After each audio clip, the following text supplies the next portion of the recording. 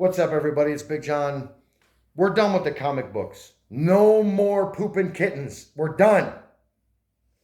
We're going to get into when these guys were kids and they were in elementary school and middle school, and some of the guys that they knew that they grew up with that really got Kevin going in, because Kevin was very artistic and done all these things. And so we're going to get into these kind of stories now. And then this will be the last video, because honestly, I can't really take any more. My guts hurt from laughing. My tear ducts are dry. But we're really going to get into this when they were kids, and the people that, some of the people that they grew up with, some of the artists that influenced Kevin, and some of the artists that Kevin actually worked with and got credit for. And he also has a very funny story that he's going to tell, because I'm going to force him to tell it, about a check that he never knew was there. But Mark has a story about a very, honestly, a nobody. They don't know anybody really famous, they just, whatever. I'm just kidding. Mark? Well, when we were young teenagers, we were collecting the comics and reading the comics and having, just really having a great time. And we had a friend who learned about a fanzine, which was a new term to me at that time. But I thought, oh, that's really neat. A magazine about the comics themselves and about the artists and the writers. And about what year was that, Mark? I didn't mean to interrupt, but give everybody a timeline here. That would have had to be about 1961, 62, wasn't it? 60, A little bit, about 64. 64, you think? Yeah. Okay, but regardless of that, it's still pre-Big John, so it doesn't matter. It's the beginning of fandom. Yeah. And so I subscribed to that fanzine also. It was an odd little fanzine called Alter Ego. And it was written and edited by this young kid that we'd never heard of, and some young kid named Roy Thomas. And one issue came out, and he had asked all the subscribers to color the costume on his character in the fanzine, whose name was Alter Ego. And so it was basically a coloring contest. And you could color it in and mail it back to him. And if he liked your job of coloring, he said you would win a page of original artwork. So I did. I colored his costume what I liked. I did it in blue and green, mailed it back to him. And sure enough, he picked me to win a page of original art. It was page 16 of the Justice League of America number 3. Not the most perfect page, and you may remember I said I didn't particularly like Mike Sikowski's art, but it was a real thrill to have a genuine page of original art. That was the first page of original art I'd ever seen or ever owned. So that was just really cool. And then it turned out later, of course, as everyone knows, that this young kid named Roy Thomas went on to become the editor of DC comic books. Now, Kevin got to meet a lot of these characters a lot more personally, because he went to the second New York Comic Convention. It was 1967, and I had sent in my $3.50 for the week, was the price of it. And I can remember my dad actually worked for the airlines, so he got me a ticket, and I can remember getting at the airport there and going to the hotel and getting set up, and the rooms were $9 a night. So it was pretty expensive to go to these conventions back then. And I met some kids at the convention, and they were my age. You know, they had graduated from high school just the month before, and just like Kevin did, Just because like this I was did. the trip that he talked our parents into letting him have for his graduation present. yeah, so I got to go to this convention, and they said, well, let me. Why don't you come to? We're going to go to this private party, which they were staff. They both worked on the staff of the convention, so I got to go to this party with them. And then we walked into this hotel room, and they said, sit down there and we'll get you a soda. And so I'm sitting there, and this other guy comes over and sits next to me. And he introduces himself, and his name was Roy G. Crinkle.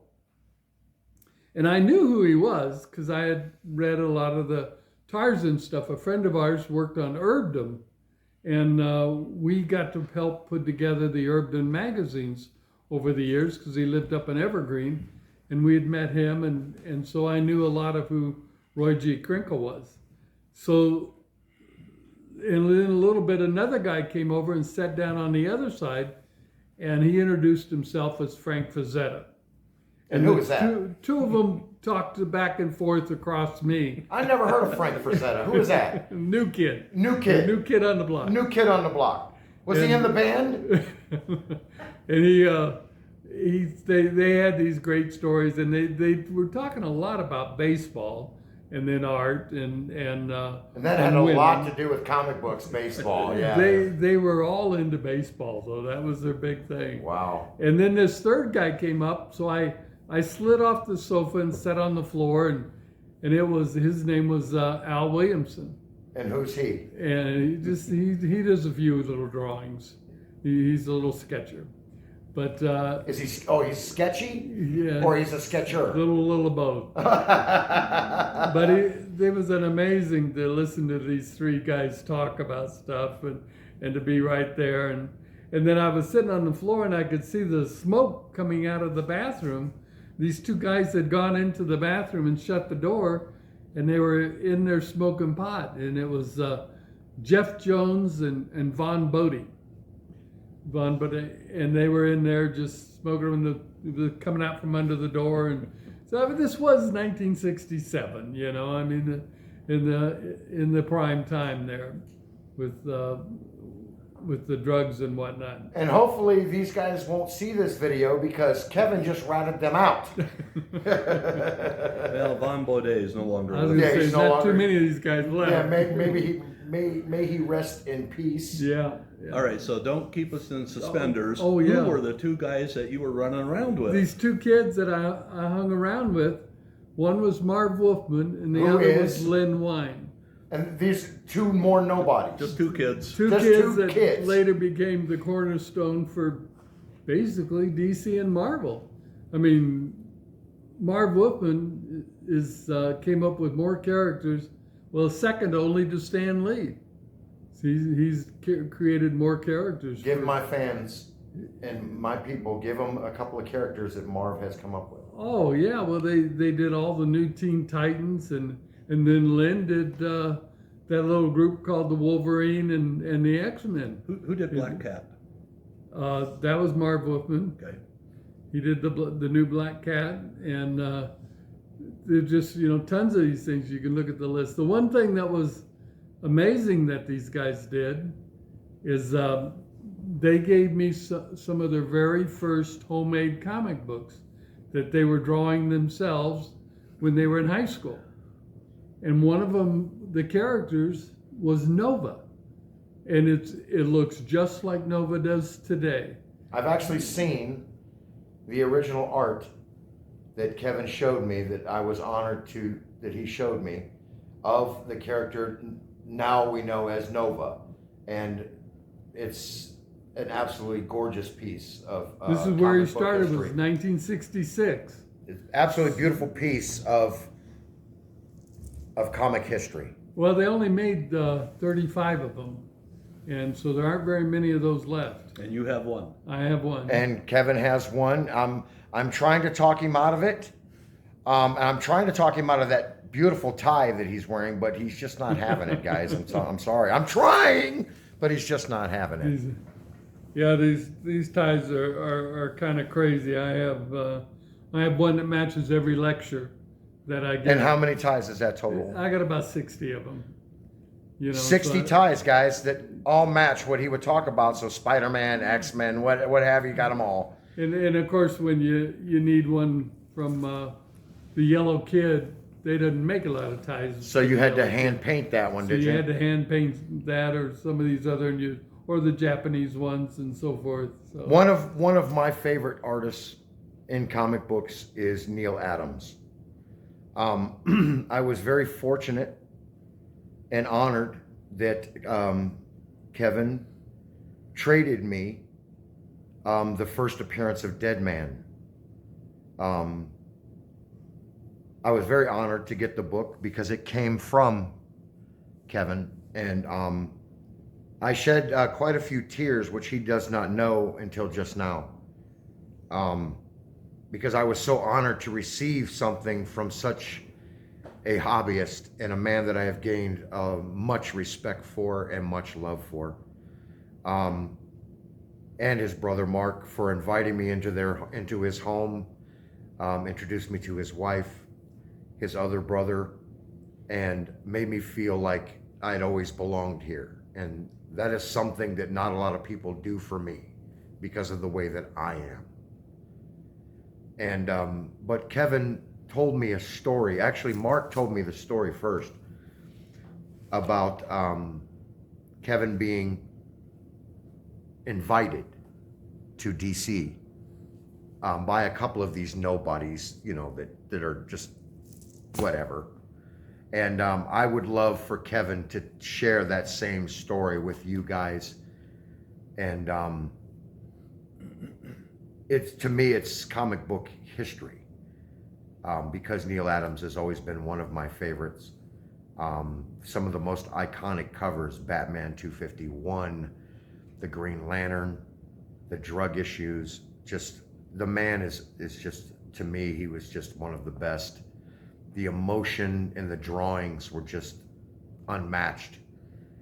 But I'm going to turn this back over to Kevin because I wanted everyone to know that how honored I was coming from this man, that I was able to acquire one of his books out of his collection. And then he tried, of course, to get more money out of me to give me a better copy, but I wasn't buying. So, because it was in the hundreds of millions of dollars, and I'm broke. I have a small YouTube channel, for criminy sakes. So, Kevin, please share that great story about one of my all-time favorite artists, Neil Adams. When Marv and Lynn had asked me if I'd ever been to the DC offices, and of course, being just in New York for the first time, I hadn't, and they said, well, let us take you there tomorrow. So we went down to the DC offices, and they got right in because they were going there quite often, and they helped clean the files and work there and so forth. And so they introduced me around. I got to meet Carmine Infantino and Julia Schwartz. And, a couple more nobodies. All these different guys that were working. And when they took us into the big drawing room, there was like desks and desks lined up, and there was a young man sitting there with a coat and tie on, and he was inking comic books. And I thought, wow, that's pretty wild to wear a coat and tie while he's drawing. Real with thin ink. black tie. Yeah, kind of, and so I went up to him because I didn't know who he was, and I didn't even know who the comic character he was drawing. And I told him, I said, I don't have any idea who that is. And he says, well, his name's Dead Man, and it hasn't been printed yet. He says he was working on the cover for number 3, and 1 and 2 are just gone to the press, so no one's seen it yet. It hasn't been released yet. 1 and 2 actually being Strange Adventures. 205 yes. 205 and 206. 207, yeah. It was the first introduction of this character, Dead Man. Yeah. And he said his name was Neil Adams. So I took a picture of him with my Polaroid camera that I had brought, and when it timed out, he autographed it. And then I was kind of excited about that, and we got to look around the rest of the place and so forth. But I got to meet Neil Adams. And how old do you think Neil was at that time? That's got to be About 31. about 30. I figured between 29 and 30. Yeah, 31. Yeah, pretty young. He's pretty young. And the interesting thing is, about 5 or 6 years ago, we were at the Denver Con, and there was Neil Adams. So Kevin remembered this picture that he had taken. it had actually been 50 years to that weekend. Was it really? Yeah, Wow. it was exactly 50 years since I had met him. And what happened at that I had gone second home meeting? and I took the picture and printed it out and stuck it in a frame and made a couple of them. And I came back and gave him one, and told the story. And he looked at that picture and he was younger than his boy that was there drawing comics. And his boy was doing that professor from England, Doctor Who. Yeah, Doctor Who. Yes. He You does should Doctor have Who. seen the look on Neil's face when he saw that. He was just flabbergasted. Did he say anything about? Did he remember? Oh, sure. He remembered, working on the strip and everything, but he couldn't believe that here was a picture of him working on that, and that Kevin had gone to the trouble to go home, make a copy, put it in a frame, get it all nice and neat for him, and then he says, "Oh, you gotta, can I get one of these?" And Kevin says, "That one's for you." And I gave it to him, and he reached over and grabbed one of those big, thick books that he produces of all his work. Yeah. Drew a Batman on the cover and gave it to me, which was just kind of exciting as crud to get something like that. And how old were you? About what was that? About 5 years ago. 66 or Yeah, so. Okay, so again, guys, he's 66, 65, 66, and Neil Adams gets a picture that was taken 50 years to the day before that, and Kevin still got goose pimples because Neil Adams sketched a Batman on one of his books, one of Neil Adams' art books, and Kevin was still getting goose pimples and probably had to pick up all the kittens on the way out of the Comic-Con. How can you beat a personal thank you like that? Exactly. I can't, and I would have been shaking, and I would have shaken so hard I probably would have come up out of my boots. And then he says, "Well, go show that to my son." And then I said, "Well, I'll do better than that." I brought him a copy too. And so I So you gave one to the son, so yeah. I gave one to the son, and the son draws me a Doctor Who drawing and signs it and gives it to me. So I was pretty excited about that. Exactly. Yeah. So that is absolutely awesome. And who was the 13-year-old that you had met that was just starting, that he was writing comics and his mom had to take him? Yeah. Now listen, me personally, 13 years old, your mom's got to drive you to work and you're writing comics. That killed me. Well, that's one of those stories that goes back quite a bit. There's this one guy that wrote into Legion of Superheroes and said, "Your stories stink," and they said, "Well, you think better, you do it." So the kids submitted a storyline, and they looked at it and they decided, well, it's not bad. And so they ended up negotiating, let's buy it. Well, when they found out the kid was 13 years old, and they had to go through his mother to buy the story. And then they started having him come into the office. His mother had to drive him in and take care, sign all the contracts and whatnot. And it was Jim Shooter. He actually started out. That's how Jim Shooter got his start. Writing. JLA. Yeah. Is that what he started? Right? Justice League Society. Yeah. The Legion of Superheroes. No, Legion of Superheroes. My apologies. Which really were some pretty silly stories. Oh yeah, they in all definitely were. fairness, Yeah. They had these older men writing them, and they're trying to be teenagers, And it's not working. It wasn't working. But you bring in a 13-year-old shooter, and he totally changes And that's DC's how perspective. he started it. And, That's how he and started. then he went on to become One the of- editor-in-chief of Marvel Comics. Of Marvel Comics, yeah, that's a fact. It's a heck of a story to think you get to start like that at that age. You got to be good. But Yes, sir. The last and final story that I really want Kevin to tell is the check that almost never got cashed. We with my convention. How did I want to interrupt you 1 second. When was your first convention, the one that you helped? 1981. That was the one that you helped organize and run. No, Yeah. he did it. Well, it was his convention It was his in convention. 1981. That was your first? Yeah. But what was the first convention, Mark, that you went to? What was your very first convention? What was that one? Oh, that was your first, 1981? Yeah. I'm not talking about something your brother set up. I mean, your first comic book convention that you ever went to. What year was It was that? probably San Diego. What year did we drive out there? Aaron was 3. Early so- 80s, wasn't it? Yeah. Yeah, it was, Probably yeah, it 1980. was somewhere around there. And you actually I went to started you organized, Yeah. and that was your first one was in 1981. Yeah. I had been to San Diego. My aunt lived in San Diego, and she said that there was going to be a comic convention. And I go, really? And she says, yeah, come on out and you can stay at my place. She knew we were into comics. And, Yeah. and I was actually stationed in Virginia Beach, Virginia, in the Navy. Mm-hmm. And I made arrangements to go to Yuma, Arizona to work that week. We would fly out every week to Yuma and drop bombs and practice bombing runs. And if you wanted to go, they let you go.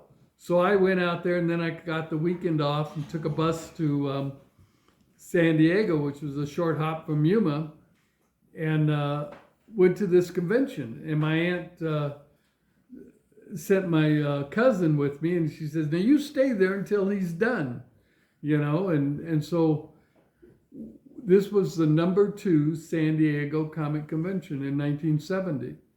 And we sat around, picked card tables, and talked to guys like Jack Kirby and Gardner Fox, Carmine Infantino. A couple of more nobodies.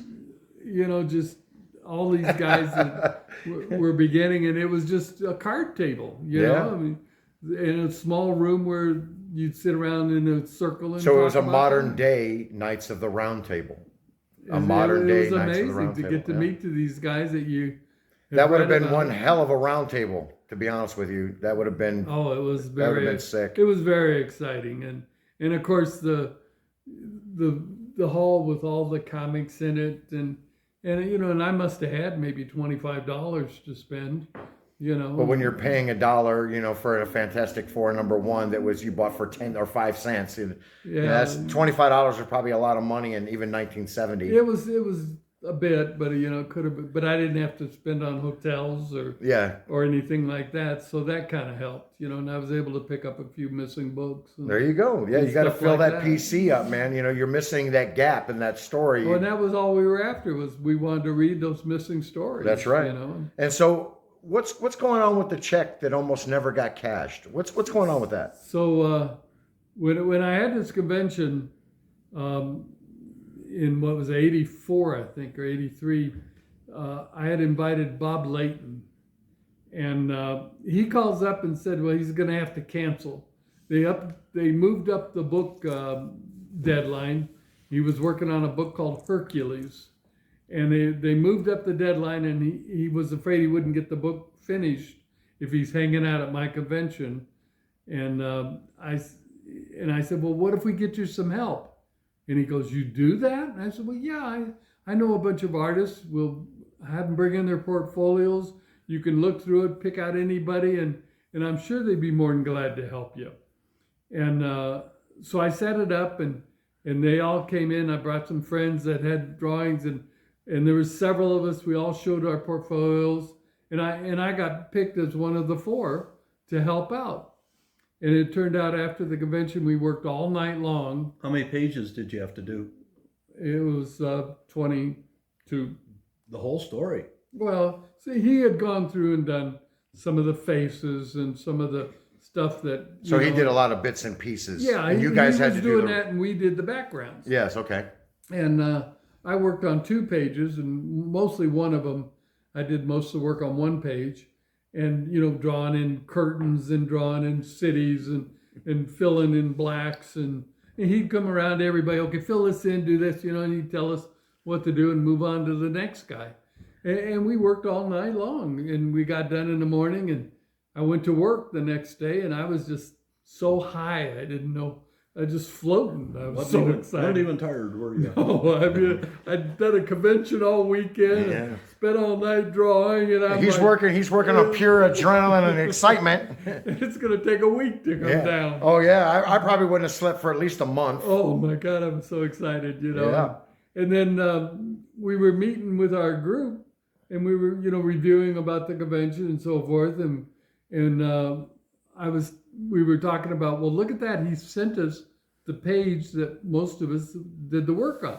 So we each got a different page from the original art from the book after it had been scanned. You still have that original? Oh, yeah. Yeah. And I will flash that page so you guys can see it. Yeah, how great my art is. Well, of course he couldn't do anything with it. He wouldn't be able to sell it as his work. Yeah. Because it wasn't perfect. Yeah. Or anything. But we made the deadline, and they were happy, and I said, well, yeah, I was so excited about that. And one of the guys says, well, I like the check better.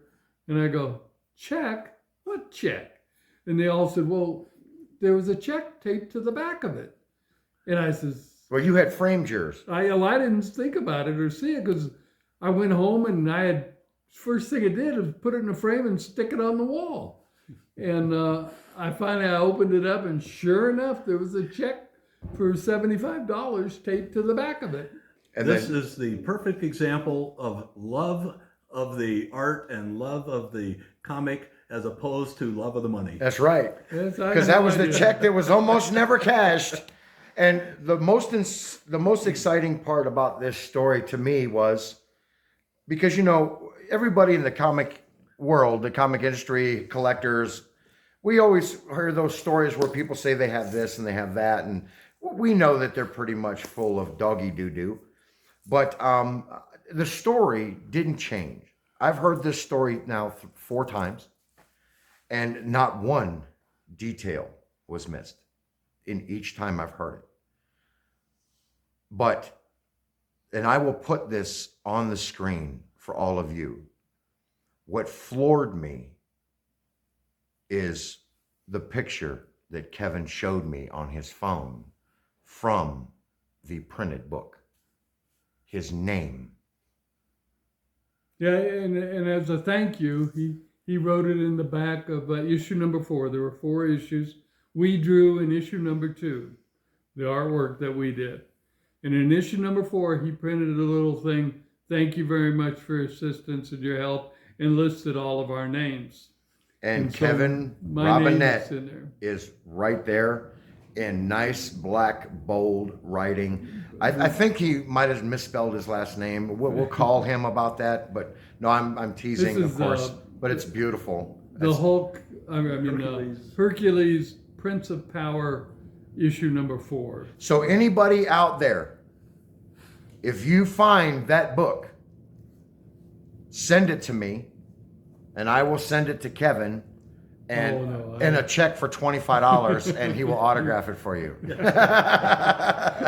He's got to make his $75 somehow, because he probably still hasn't cashed that check. The one good thing is you could probably find it in the 50-cent bin. You know what, brother? I'd buy them all. Let me tell you what. But I've been buying them. What I used to do is give them to the students. The ones and sign it. Oh, yeah, of course. That would be awesome. Yeah. And then I'd get Bob, every time I come see Bob, I'd bring him a stack to autograph for him. There you go. and then just say, look, I autograph it right above yours. That way they know I'm the man, not you. But the kids all love it that I got into that book. So that's a big highlight of my art career. Hey, let me tell you something, pal. I've seen some of your art. I've seen some of your brother's art that he did in high school, right? And I can't draw for nothing. I mean, I could draw a little bit, but nothing spectacular. But I mean, seeing Mark's high school work that he did with Spider-Man versus Electro downstairs, I'm going to take a picture of that, because to me, that's something. Just copying. It doesn't matter. It's still spectacular. And then I've seen, because you've done work for companies and made their logos, and And I'm very impressed with I was a with graphic artist. Yeah, for graphic 30 artist years, work. so Yes, very I did a impressive lot work. of artwork, yeah. We are going to end this.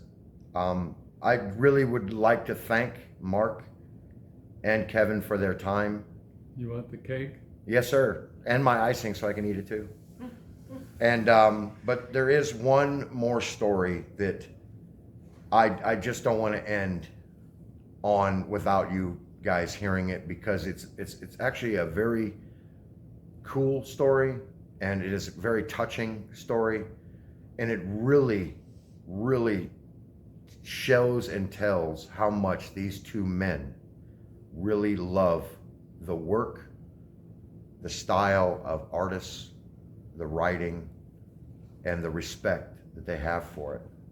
So the last story of this video, to me, is the best, and I have saved it for the last. So without further ado, Kevin, my friend, it's all you, brother.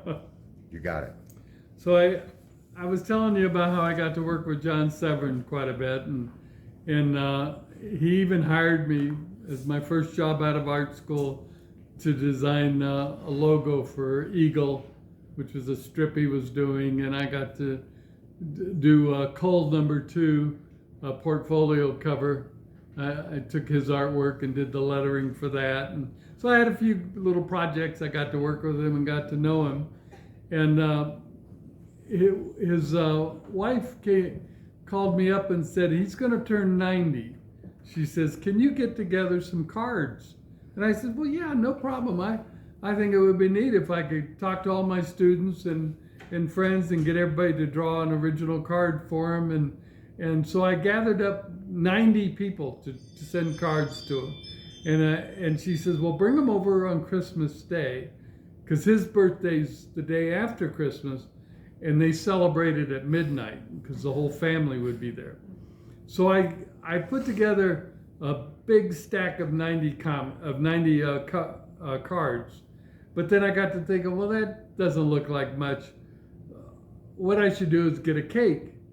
And so I got a big sheet cake, and I cut out little covers of his that he drew. And I took 90 different covers and put them on a toothpick and stuck them on this cake. And I took the cake in, and oh my gosh, they went crazy over this cake and all these covers that he had drawn, little tiny size, and they were looking at him, and so I presented it to him, and he got up, and all the family was there. There's about 26 of them, of family members. He has 6 kids of his own and their kids, so it's a big, huge family. And they got this big house that they all get together in and for his birthday. And so I got to have dinner with them they let me stay for dinner on Christmas Eve. And I sat between John Severin 2 and John Severin 3. So I got to hang out with the boys there. And they had this huge cake and that we presented to him. And he picks up one of them, and I says, "Do you remember that cover?" And he goes, "Oh yeah, there were 3 of them. He never did give me my samples." So he definitely there. He's still sharp. Pretty sharp for 90 years old. Yeah. Now I understand he worked rather late in his life, till. Oh yeah. How old was he that he actually kept producing? He did 5 books and a cover at 89 and a half. So Was that the Rawhide series? No, this was Witchfinder. Witchfinder. Witchfinder. Okay. Yeah. And so he drew up to the last. There's stuff on his drawing board that he was still working on. Really, kind of like Will Eisner. Yeah, Yeah, those 2 gentlemen were really a force in the industry, weren't they? Amazing the way he. And the thing is they would come to him and say, "Well, show us the sketches that you would come up with for these ideas," and he didn't have any. He didn't ever work from sketches. He sat down in the corner of the paper and started drawing. And he had a list of things over here that he was going to put on that page. And they were just hand words, wagon, stuff like that. and he never drew it out. He never spaced it. He never boxed it in. And why did he do that? It just came from his mind, or Yeah, you see it on the paper and trace it, basically. He just But one of those type of out illustrators. of his mind, he would just draw it. Out of his mind. That's some serious talent, Oh, brother. it is. Well, he'd been doing it so long, and his horses were amazing. And it's just muscle memory, probably at that point in his career. She, his wife gave me his guns. He had guns made that they would hold Colt 45s. One of them was before the war and after the time period. And so she gave me these plastic guns because they were too realistic. Oh, They really? didn't want the kids to have them, you know. So I have his toy guns basically, but he'd use them, you know, to hold the hand and draw it and hold it in front of a So it mirror. looked more realistic. Yeah, because he draws so realistic of Yeah, the everything. thing about John is he did so much research on the characters and what they wore, the types of guns that they used, what the saddles were on the horses. I mean, everything. Down to the buttons on the uniforms. Everything you know? was historically correct that he drew. I mean, he researched it to death and drew it accurately. All the man was a Indians had to stickler have- for detail. The Indians have to have the right designs on the beading, the right looking rifles and horses. Correct and kind of war paint. painting on the horse themselves and on them. So everything was well researched, and the houses they lived in and how they, you know, and he was asked to do a story for Classics Illustrated, and the guy says, just put in a teepee, you know. But these Indians didn't use teepees. Kids don't care, you know. And so he wouldn't draw for him anymore Yeah. because it wasn't realistic enough. Guys, I will flash some of those photos that Kevin talked about, the cards that he made and the cake and standing next to the bed. And we will get those so that you guys can actually see what he did. But unfortunately, I am out of time. I am out of battery. And I only have one thing to say, and that is, it has been an honor and a pleasure for me to meet these two gentlemen and to be invited into their home. And this is something that I will never forget. So for Big John, on behalf of Mark and Kevin Robinette, we are out. Thank you, now.